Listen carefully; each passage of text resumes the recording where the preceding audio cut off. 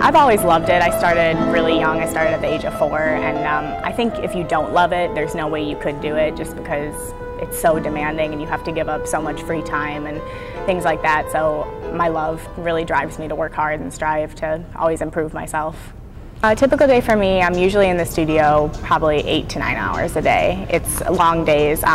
Like my Mondays and Wednesdays, I do Pilates, ballet, pointe, modern, jazz, and then I have rehearsals.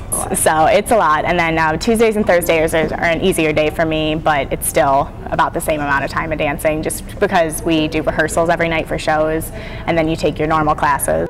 I started out with like ballet, tap, and jazz, and then went to more like contemporary and modern, and then always ballet. I mean, ballet is like the constant, I think, in everyone's dance career because you need that technique to, you know, use it for other things to do more contemporary works.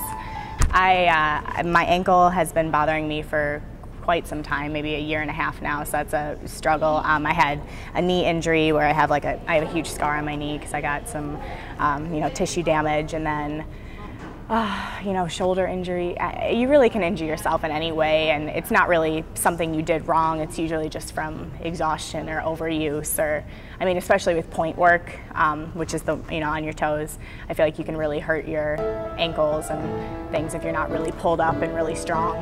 If a dancer takes I don't know, a month break off or something, you lose so much of what you gained before your break. So really it's a constant pushing past, you know, exhaustion and fatigue and being there every day and, you know, mentally focused and physically focused and pushing through a lot of pain and injury. The best dancers, I think, are the people that put themselves into the dance. You know, it's not just the technique, it's how you dance it and what makes it yours. So it really makes me very strong in self-worth. You know, it gives me, you know, a lot of confidence. It's called the Student Choreographic Showcase, and it's all student choreographers, so anyone can choreograph. And then we had auditions about a month and a half ago, and so there's maybe 8 or 9 pieces, I'm not sure the exact number. And yeah, it's just a chance for us as students to get to choreograph.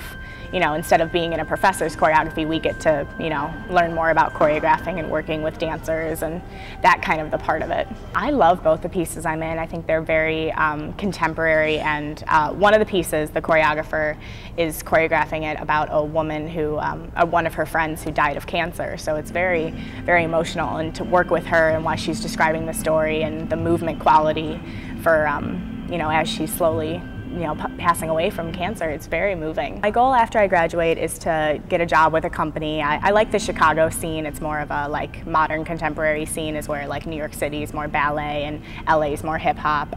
So I'm shooting for Chicago and just dance with a company as long as I can. Sadly, a dancer's life is kind of short spanned because, you know, your body can only do it so long. And so when I'm done professionally dancing, I want to go back for my master's and then teach at a college.